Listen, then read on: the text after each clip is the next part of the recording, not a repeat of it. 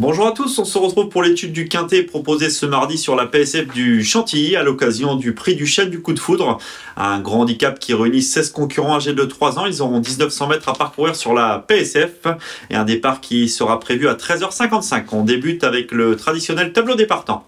En haut de tableau, le numéro 1, Alfred, qui avait laissé entrevoir quelques moyens mais qui à ce poids ne semble posséder qu'une chance secondaire. Le numéro 2, La Arrangère, qui avait notamment conclu deuxième d'un quintet disputé sur l'hippodrome de Vichy cet été, n'a pu confirmer lors de ses deux sorties suivantes et a besoin de nous rassurer. Le numéro 3, Sadak, pensionnaire de Alex Pantal, qui avait remporté sa course au cours du premier semestre en terrain lourd sur l'hippodrome de Saint-Cloud. Il n'a pu confirmer depuis et hérité du numéro 13 à la corde, qui n'est pas forcément un avantage car il faut le rappeler, les places à la corde peuvent avoir leur importance sur ce parcours des 1900 mètres de la PSF de Chantilly, où il n'est pas toujours évident de revenir de l'arrière-garde. On a encore une nouvelle fois pu le constater lors de la réunion cantilienne disputée samedi dernier. Le numéro 4, Sérine, une concurrente qui est assez peu expérimentée, qui en valeur 37,5 semble posséder très peu de marge, raison pour laquelle nous ne l'avons pas gardé. Le 5, The First Dance, pensionnaire de Fabrice Chappet, qui avait laissé entrevoir des moyens à l'âge de 2 ans, débutant victorieusement à Longchamp avant de terminer bonne deuxième sur cette PSF de Chantilly de Beurs, la lauréate du prix Saint-Alary au printemps. Mais malheureusement, cette saison, elle s'est montrée nettement moins tranchante. Toutefois, elle hérité du numéro 1, la corde, pour ses débuts dans les handicaps et peut, pourquoi pas, refaire parler d'elle. Le numéro 6, Dazzling Jewel, autre pensionnaire dans Alex Pantal, fait preuve d'une régularité exemplaire. Elle n'a jamais déçu depuis ses débuts et devrait à nouveau bien se défendre. Le numéro 7, Forever Given, un pensionnaire de Philippe Decouze qui est toujours en quête d'une première victoire, mais qui possède de la fraîcheur, un atout non négligeable à cette période de l'année, qui sera muni d'œillères australiennes pour la première fois. Attention à lui. Le numéro 8, Cliff of Moher, qui s'est bien comporté lors d'un récent quintet sur le gazon, semble posséder une bonne chance pour ce retour sur le sable. On y reviendra plus en détail dans quelques instants. Le 9, Nobleman également, son compagnon de boxe, autre atout de Christophe Escuder, un entraînement en forme. Malgré son numéro 14 à la corde, il semble posséder une bonne chance théorique. Le 10, After Midnight, pensionnaire de Francis Graffard, qui vient d'effectuer une bonne rentrée sur le gazon, où elle est venue bien finir à la deuxième place tout en échouant d'assez peu pour le succès. Elle aussi possède une fraîcheur non négligeable et peut espérer bien faire, même si son numéro de corde n'est pas avantageux. En effet, elle a hérité du numéro 16. On passe à la seconde moitié de ce tableau avec le numéro 11, Massimo Meridio, qui a laissé entrevoir quelques moyens dans les courses à condition et qui dispute son premier handicap sous la selle de Christophe Soubillon. Le 12, Day Trader, atout de Stéphane Vattel, qui fait preuve de constance. Il possède du métier aussi bien sur le sable que sur le gazon.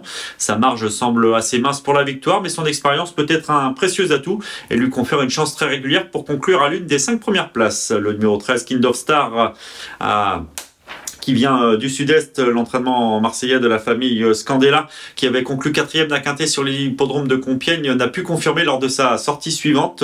Il devra afficher les progrès sur cette plus récente tentative pour se mettre en évidence. Le 14, Tilila, nous plaît tout particulièrement. Cette concurrente a le désavantage d'effectuer sa rentrée, mais elle est confirmée sur le sable. Elle a prouvé qu'elle avait la pointure d'un quintet, peut espérer jouer un premier rôle d'emblée. Le numéro 15, Cazares, avait remporté successivement 2 handicaps assez plaisamment. Certes, c'était au niveau inférieur, mais il l'avait bien fait. Malgré un poids revu à la hausse, il n'a pas démérité en dernier lieu, prenant une méritoire 7e place.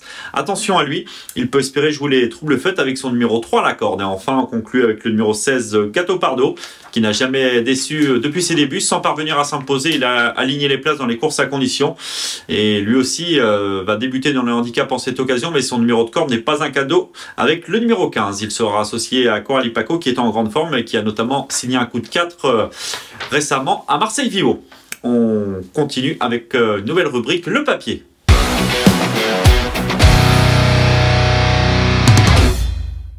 Le papier, l'étude de nos 5 préférés pour ce quintet proposé mardi sur la PSF de Chantilly, avec tout d'abord le numéro 14, Tilila, une concurrente qui affectionne tout particulièrement cette surface. Nous avons une stat à son sujet, c'est sa réussite sur cette PSF de Chantilly. Il compte 3 tentatives pour autant de places. Elle n'a jamais déçu sur cette surface, soit 100% de réussite dans les 5 premiers. Elle est promise au succès à ce niveau. Elle a le désavantage d'effectuer sa rentrée, mais un désavantage qui peut devenir un avantage à cette période de l'année. En effet, elle possède une fraîcheur non négligeable. Elle a également un autre avantage, c'est son numéro de corde. Elle est héritée du numéro 2.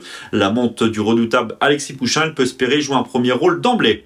Le numéro 8, Christophe Mauer, que l'on peut revoir à l'image, ce pensionnaire de Christophe Esquiller dans notre course référence. C'était le 21 septembre dernier sur le gazon de Chantilly, dans le prix de la Galerie des Batailles.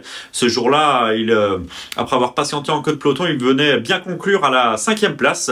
Nobleman, qui avait rapidement dominé et occupé les avant-postes, était seulement devancé après lutte. On peut le voir, ce Nobleman avec sa casaque verte et blanche. Et Dancing Jewel, paré de la casaque de l'écurie Godolphin, se comportait bien également en s'assurant la 3e place, alors que Kind of Star, après avoir figuré derrière les premiers, avait plafonné après la mi-ligne droite.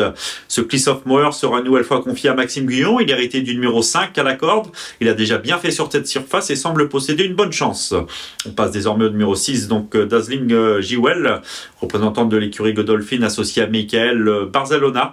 Nous avons une stat à son sujet, c'est sa réussite depuis ses débuts. Elle n'a jamais déçu. 8 courses pour 2 victoires et 6 places, soit 100% de réussite dans les 5 premiers. Elle vient de prouver sa compétitivité au niveau quintet. Elle découvre le sable en cette occasion, mais cela ne devrait pas lui poser de problème.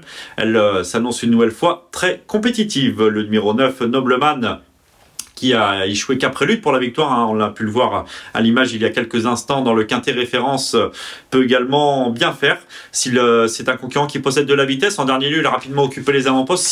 S'il peut effacer son numéro de corde assez rapidement, le 14, cette fois confié à Marvin Granda, il peut lui aussi jouer un très beau rôle, d'autant qu'il dépend de l'entraînement en forme de Christophe Esquiller, auteur d'un coup de 5 récemment à Marseille Vivo, qui signait en cette occasion sa 100e victoire de l'année, un entraînement toujours en forme et qui se déplace avec de bonnes chances, semble-t-il, ce mardi à Chantilly. Il faudra également compter avec le numéro 7, Forever Given, un concurrent qui est certes toujours médaine, mais qui a laissé entrevoir des moyens, notamment sur cette surface. Il s'était bien comporté à 2 reprises en début d'année sur la PSF de Cagnes-sur-Mer. En débutant, il n'échouait qu'après lutte face à un certain Arrow Eagle.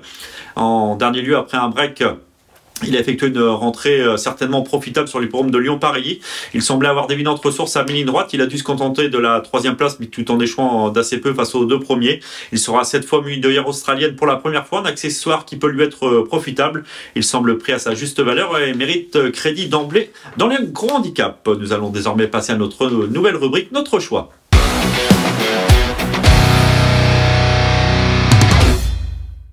Notre choix, nos 5 préférés pour ce quintet proposé mardi à Chantilly, avec tout d'abord en tête le numéro 14, Tilila, suivi du 8, Christophe Mauer, le numéro 6, Dazzling Jewel, le 9, Nobleman et enfin le numéro 7, Forever Given. On passe désormais à notre conseil de jeu lors de cette réunion 1 proposée à Chantilly. Ce sera dans la 9e et dernière épreuve du programme avec le numéro 4, Clash Royal, atout de Nicolas Clément qui est confirmé sur cette PSF, que ce soit à Deauville ou à Chantilly. Cet été, sur la côte normande, elle a notamment terminé 3e d'un quintet à l'issue d'un bel effort final, avant de prendre une méritoire 4e place toujours sur cette surface. En dernier lieu, c'était sur le gazon. Elle a mieux couru que nous indique sa 7e place, venant une nouvelle fois bien conclure tout en échouant de peu pour un meilleur classement. Elle retrouve sa surface de prédilection, le sable, en cette occasion. Son numéro 13 à la corde n'est pas forcément rédhibitoire, car on le sait qu'elle doit patienter dans un parcours. Il faudra toutefois espérer un train sélectif, et si tel est le cas, elle devra en doubler plus d'un. Elle peut espérer jouer un très beau rôle dans cette 2e épreuve de handicap, le 904 Clash Royal. Cette émission touche à sa fin en espérant avoir été complet. Nous vous souhaitons de bons jeux.